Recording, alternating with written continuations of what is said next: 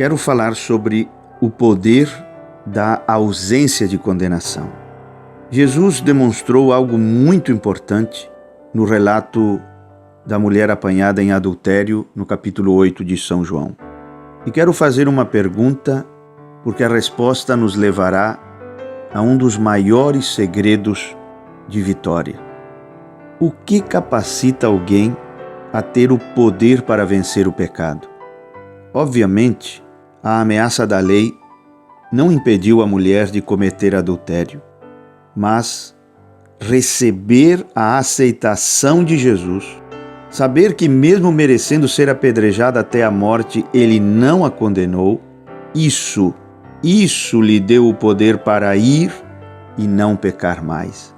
Vamos voltar e examinar o que Jesus fez. Jesus salvou a mulher com retidão.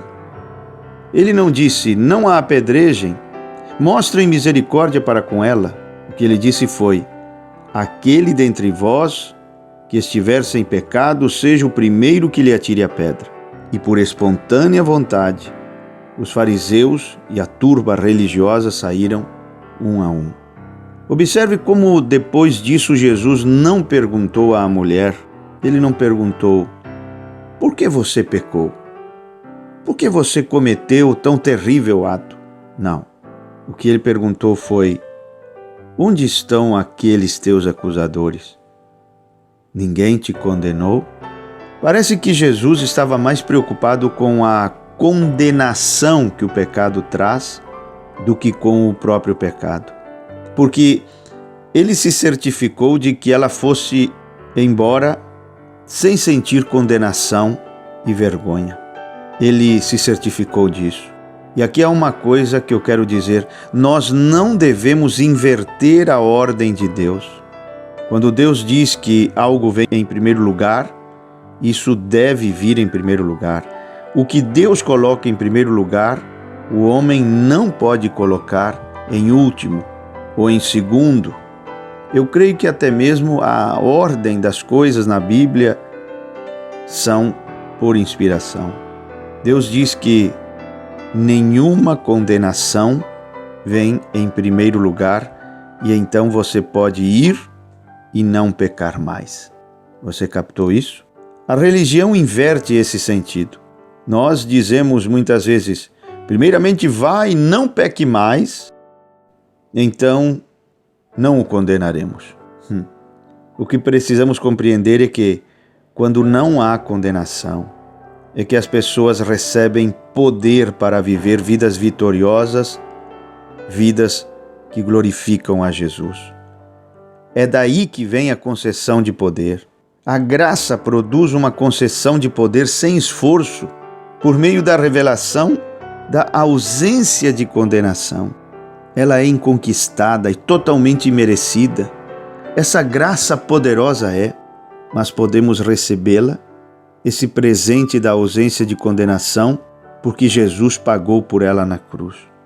Verdade seja dita, nenhum de nós poderia ter atirado a primeira pedra naquela mulher. Todos nós pecamos e deixamos a desejar.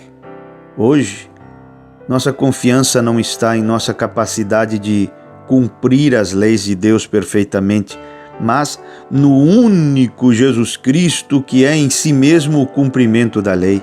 Em Cristo, somos todos iguais. Se um irmão ou uma irmã se envolve com um pecado, nosso papel não é julgá-los, mas restaurá-los. Foi o que Paulo disse. Restaurá-los apontando-lhes o perdão e o presente da ausência de condenação encontrado em Jesus.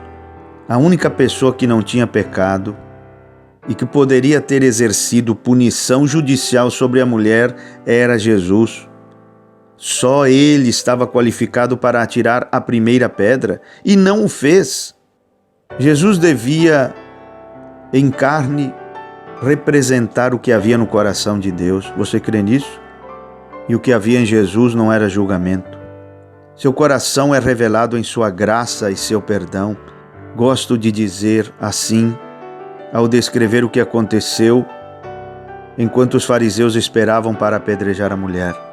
Os fariseus fariam se pudessem, mas não podiam. Jesus poderia se quisesse, mas não quis. Esse é o nosso Jesus. A religião diz: vá, não peque mais, então eu não te condenarei. Jesus disse: eu não te condeno. E tirou toda a condenação do coração daquela mulher. E depois disse: não peque mais. Parece que estamos pregando um Jesus bem diferente desse da Bíblia, não acha? Se nós conseguirmos tirar do povo toda espécie de condenação, a genuína e verdadeira santidade fluirá.